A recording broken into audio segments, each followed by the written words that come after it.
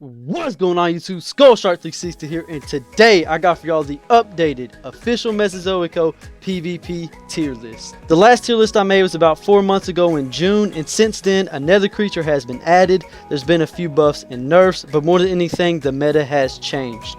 Creatures that were once just average, players have been able to master them and really show their full potential.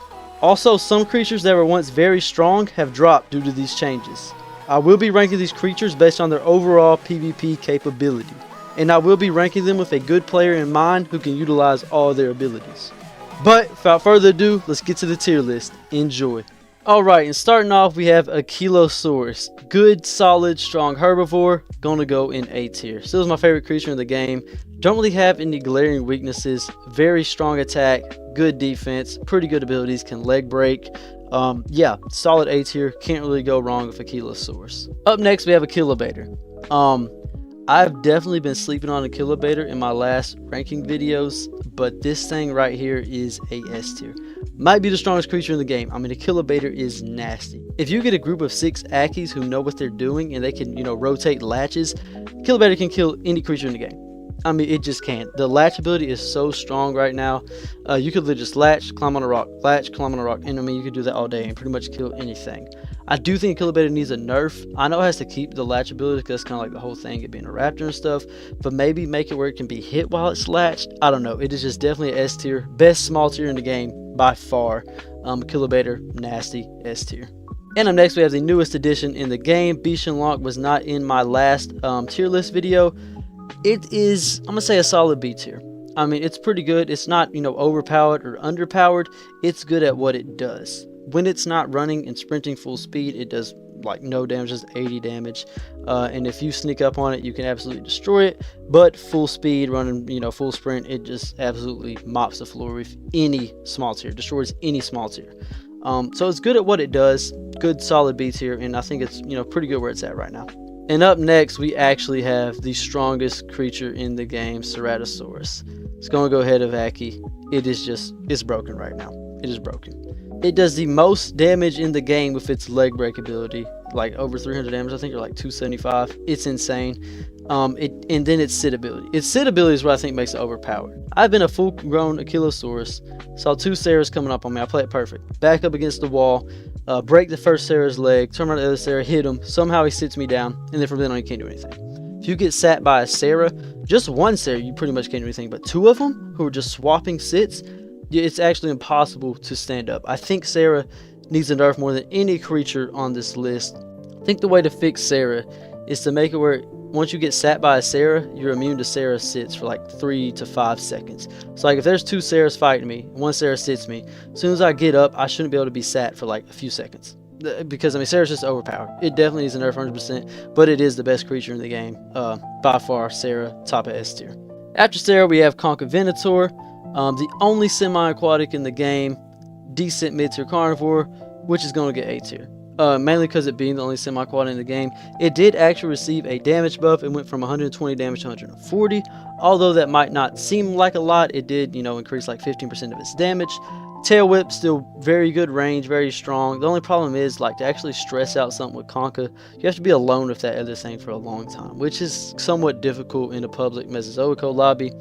But it being the only semi-aquatic, you can always just retreat to water. And, it is decently strong.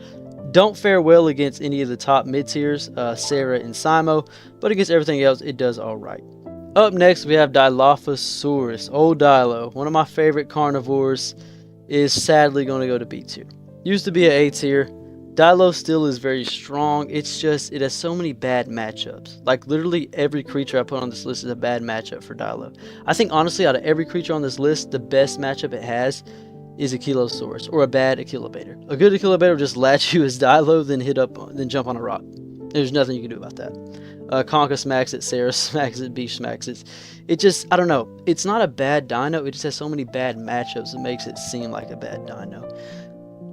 I do think it might need a slight health buff maybe, or a little damage buff from 80 to 100.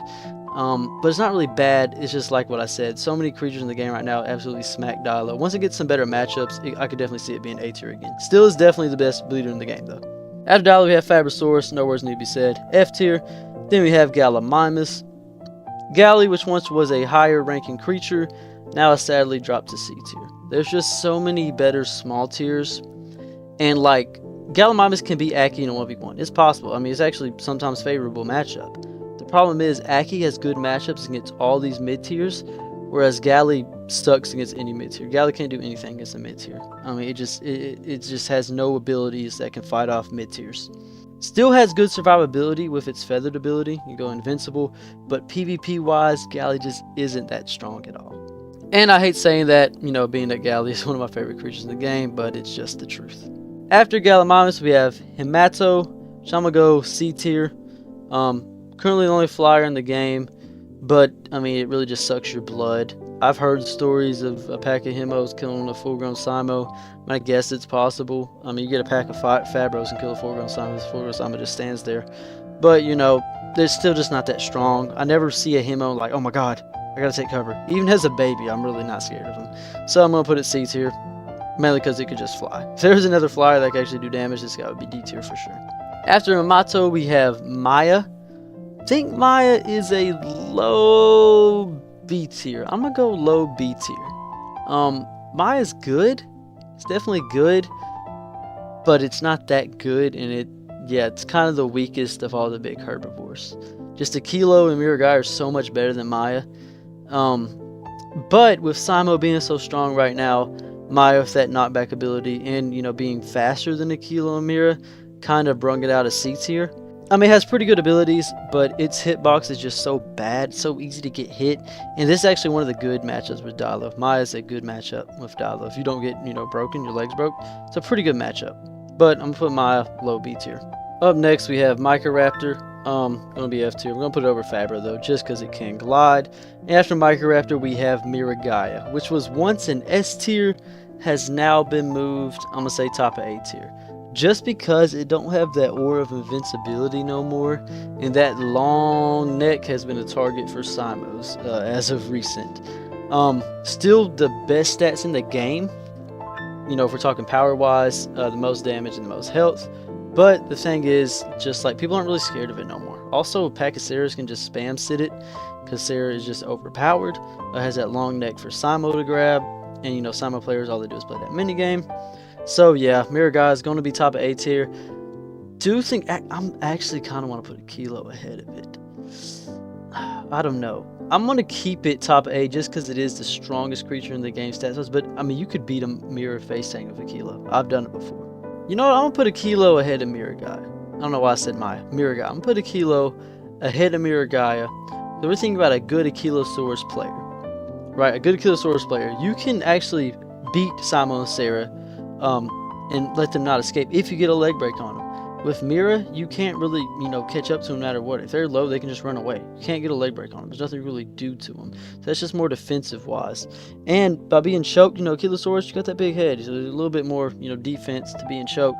Put Ankylosaurus ahead of Mira. Yeah, I'm gonna do that. After Miragai, we have Pachycephalosaurus.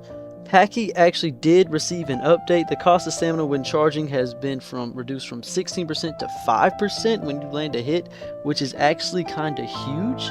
And that is going to move Pachy from C tier to B tier. I'm going to say it can jump that good charge buff. I'm not going to say it's better than Dilo. I'm going to say it's better than Maya. I'm going to put Pachy right there, kind of middle B tier. After Pachy, we have Papyrus. Papyrus is going to be a D tier, just PvP wise, can't really do anything. It's still fun, you know, don't get me wrong, but it just sucks when it comes to fighting. After Papaya, we have Rugops, fastest creature in the game, put it somewhat high B tier.